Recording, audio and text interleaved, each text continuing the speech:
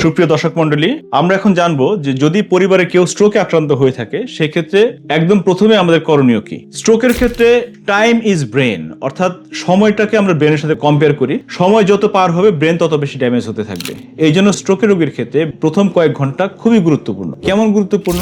যদি আপনার রক্ত জমাট বাঁধার কারণে স্ট্রোক হয়ে থাকে সেই ক্ষেত্রে যদি আপনি প্রথম 4 ঘন্টার মধ্যে হাসপাতালে পৌঁছতে পারেন এবং 4.5 ঘন্টার মধ্যে যদি রক্ত জমাট বাঁধার ওষুধটা শুরু করতে পারেন, চিকিৎসা শুরু করতে পারেন, তাহলে সেই জমাট বেঁধে যাওয়া রক্তনালীকে আমরা খুলে দিতে পারি। খুলে দিলে ব্রেনের সেই অংশটা আবার পুনরায় রক্ত সরবরাহ সচল হবে এবং সচল হলে সেই ড্যামেজ অংশটা আরো বেশি ড্যামেজ হওয়া থেকে রক্ষা পেতে পারে এবং স্ট্রোকের রোগী সম্পূর্ণ ভালো হতে পারে। তার মানে এখানে হচ্ছে টাইম ইজ ব্রেন, সময়টাকে খুব গুরুত্বপূর্ণ। কেমন গুরুত্বপূর্ণ?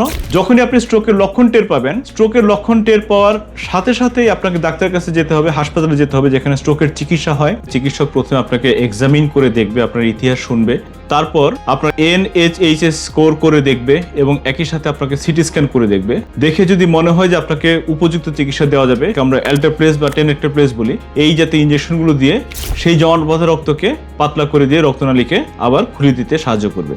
এর মাধ্যমে আপনি স্ট্রোক থেকে মুক্তি পেতে পারেন। যদিও এই চিকিৎসা বাংলাদেশে খুব অল্প জায়গায় হয় এবং এটা যথেষ্ট ব্যয়বহুল, অর্থাৎ আনুমানিক প্রায় 50 থেকে 60 হাজার টাকা মতো লাগে শুরুতেই, তারপরেও এতে স্ট্রোকের রোগীদের ভালো হওয়ার সম্ভাবনা অনেক অনেক বেশি। অন্ততপক্ষে স্ট্রোক যাতে আরো বেশি বড় না হয় বা ভবিষ্যতে যাতে জটিলতা না হয় সেটাকে অ্যাভয়েড করা যেতে পারে। ধন্যবাদ সবাইকে।